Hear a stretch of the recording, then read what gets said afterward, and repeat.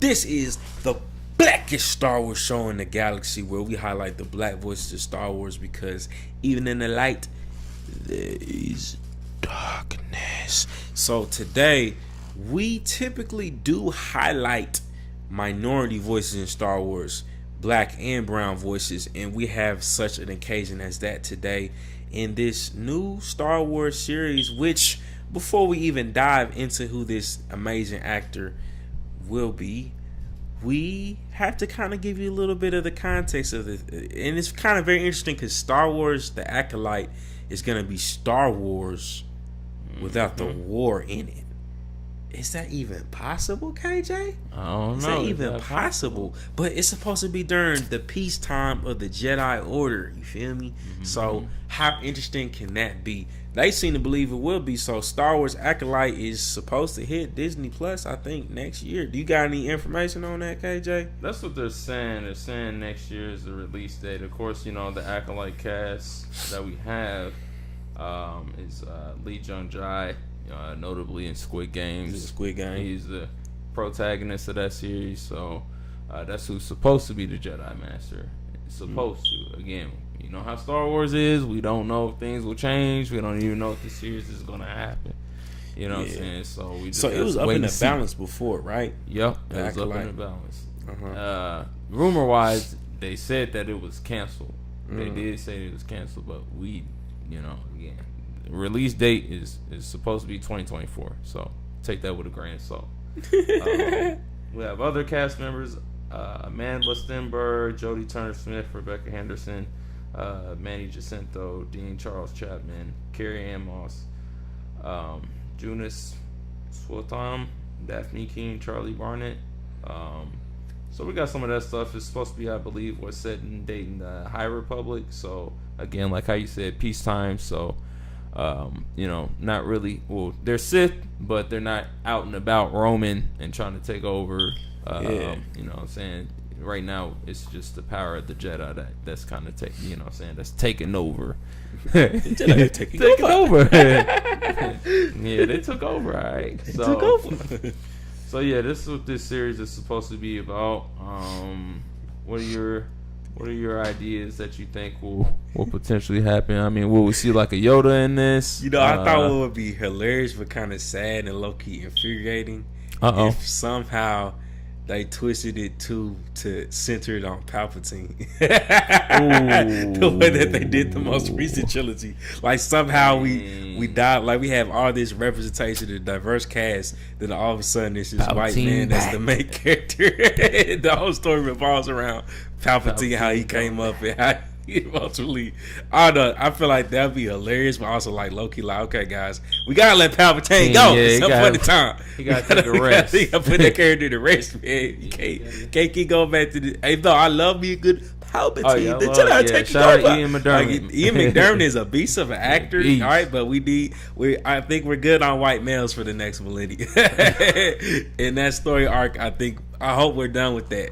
But that would low-key be hilarious to me if we just saw, like, I don't know, Palpatine's boyhood and he growing up as I think it probably, like, if anything, y'all probably could have did a show around him before, like, low key. Yeah, y'all could have did something like that. You know what I mean? That would have been harder than Andor, I feel like, too. Oh yeah, like you could have definitely, you know what I'm saying? You wouldn't even have to make Palpatine have like a whole bunch of action. Like you could have just had him like do a lot of scheming in the background, like how he usually does. Yeah, he's so dang good at it. Facts. You know, he wouldn't even have to pull out a lightsaber. Like that story about Darth Plagueis the Wise when he was in talking to Anakin during Episode 3, where it's like he's diving. If you could tell a whole series just on that little scene when Palpatine was talking about his Darth Plagueis the Wise. That's low key hard. It's like such an ominous scene to you, like. And Anakin's like, is it possible to learn this power? He's like, not from a Jedi. There go your answer. So it's like, yeah, if we saw that display, that'd be a hard series. But I mean, back to the Acolyte. Right. I think it could potentially be, like, some people were concerned, and some people, like, I was looking at some of the comments, like, okay, it's gonna be Star Wars without the war.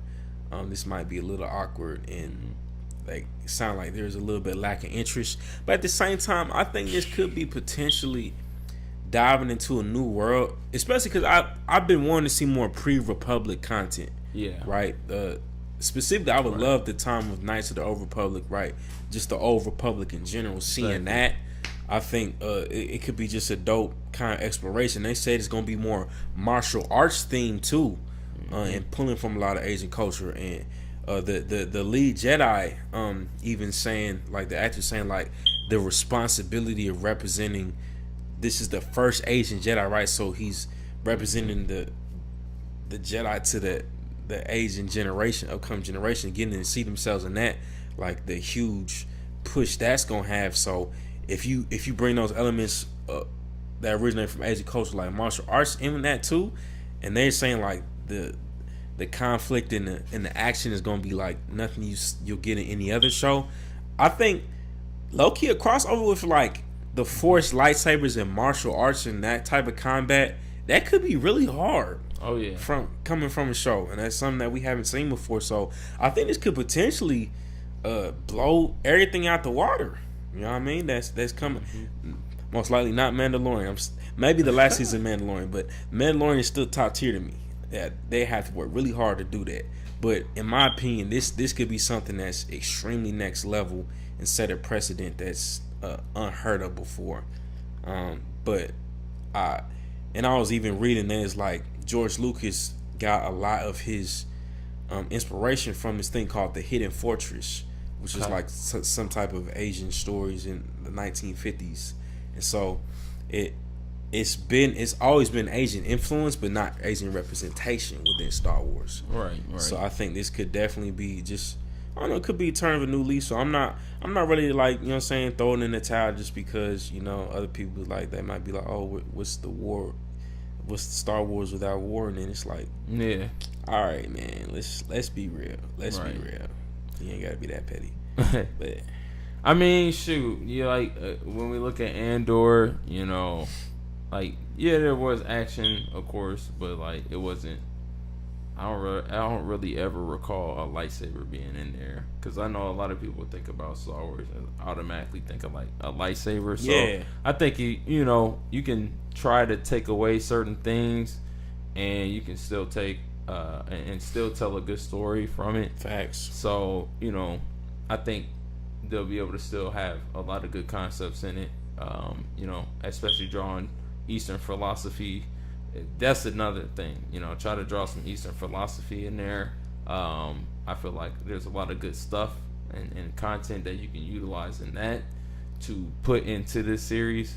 Again, when we see like Star Wars Visions, you know what I'm saying? Like a lot of those Star Wars concepts. Visions was amazing. Right, seeing different cultures put their own twist into each of those episodes. It brought something different. No matter if you like the episode or not, guess what? It did bring something different. They tried to experiment with it. You know what I'm saying? So that does get a pass, at least in my book.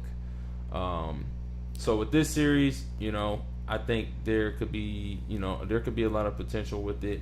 I know a lot of people don't really like Leslie. Just from her past, work and maybe some of the comments that she might say. I'm not really worried about Leslie. I'm just worried about how's this show going to turn out. You know what I mean? That's just kind of how I see it. If the series is bad, I'm going to call it bad. But if it's good, I'm going to say it's good as well. What's Leslie's past work that people don't mess with? I guess just her past work with just Star Wars in general. What's she working on with Star Wars? Let me see. I saw something about it. I know she. Let me see. So I mean, and that's the thing. You gotta think. Even in the Mandalorian, there wasn't like lightsaber combat like that until the second season, right? With Ahsoka. So yeah, and you gotta think that wasn't even during wartime either, right? That was like post Imperial, right? So y'all just gotta quit complaining about stuff, for real. Y'all just gotta quit complaining. You can tell a good story. And the thing is, to me, for the longest, it wasn't Star Wars without lightsaber combat. Like the war part, but it's more so the thing that makes Star Wars unique from any other action film in science fiction is like the lightsaber, the Force, all that type of the mythology surrounding Star Wars versus the actual war part. In my opinion, is what distinguishes Star Wars. That's why to me Andor did feel like so much of a drag, because it wasn't no Jedi in it, and it wasn't that much action that you get from Star Wars. Like, it was really just political. You know what I mean? Which is cool to show the politics and stuff, but you gotta think, even in episode 2, I believe, in Star Wars, and I think a little bit of 1 too, right? Like the political scenes in the government, the debates and all that, like, they're kind of snooze fest. But by the time I think they got to episode 3, they knew how to intertwine the political scenes with a little bit more. The pacing was better. Like in episode 3, Padme was like, she's like, so this is how democracy dies, in thunderous applause. You feel me? Like, it was more. Even then, there's some moments in episode 2 that was good, where she was like, her and Anakin were coming out into the arena, and she was like, I call this aggressive negotiations, something like that. You feel me? So it's like we got to see some mixes up of it, but you not finding what Leslie had. No, not me.